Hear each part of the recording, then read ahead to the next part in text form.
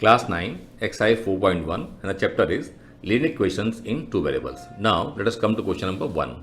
Okay, so it says the cost of a notebook is twice the cost of a pen.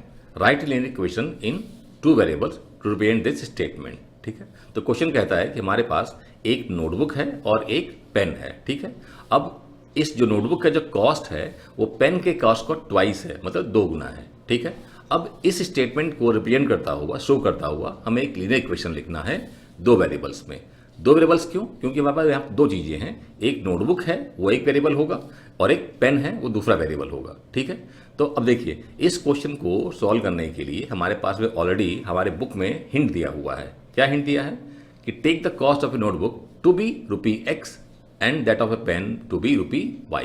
तो कहता है कि आप जो नोटबुक है, एक नोटबुक का कॉस्ट क्या मान लीजिए, आप X मान लीजिए, और जो पेन है एक पेन उसका कॉस्ट आप Y मान लीजिए. ठीक है, चलिए हम स्टार्ट करते हैं question. We can take this as a hint, है ना, हम यहीं से अपना क्वेश्चन स्टार्ट कर सकते हैं. ठीक है, तो क्या लिखेंगे, हम लिखेंगे let the cost of a notebook be ₹X. ठीक है, and the cost of a pen be ₹Y. ठीक है, अब हमें इस x और y के बीच में रिलेशन बनाता हुआ एक इक्वेशन लिखना है. तो देखिए एक हमारे पास क्या है, एक हमारे पास में x है, दूसरा क्या है हमारे पास में, दूसरा हमारे पास में y है.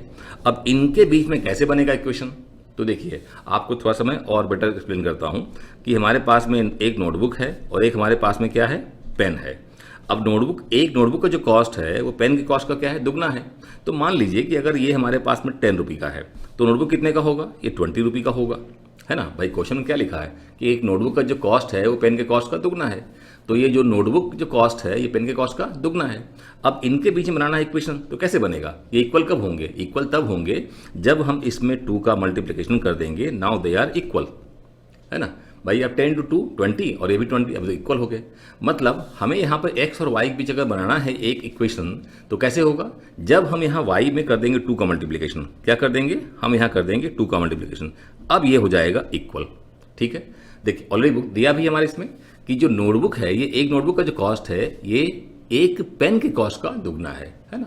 तो इसको ध्यान दीजिए आप, ये इक्वेशन कब बनेगा, जब पेन में हम 2 का मल्टीप्लिकेशन करेंगे तो हम इक्वल का साइन लगा सकते हैं. तो ऐसे हमने यहाँ पे क्या किया, हमने एक पेन में 2 का मल्टीप्लिकेशन कर दिया. अब हो जाएगा एक नोटबुक के कॉस्ट के बराबर. ठीक है, अब क्या करेंगे, देखिए इक्वेशन हमारा बन गया. अब इसी को क्या करेंगे, बनाएंगे हम स्टैंडर्ड फॉर्म में. स्टैंडर्ड फॉर्म यानी हम इसको राइट साइड में जो है ले आएंगे लेफ्ट साइड में.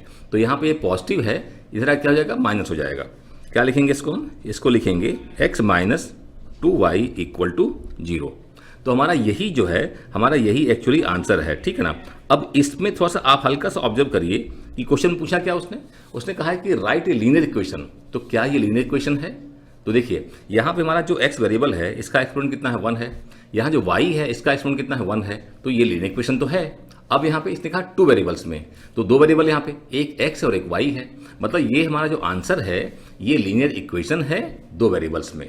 ठीक है, चलिए. So this is our question number 1 done. So please note it down. फिर आगे चलते हैं.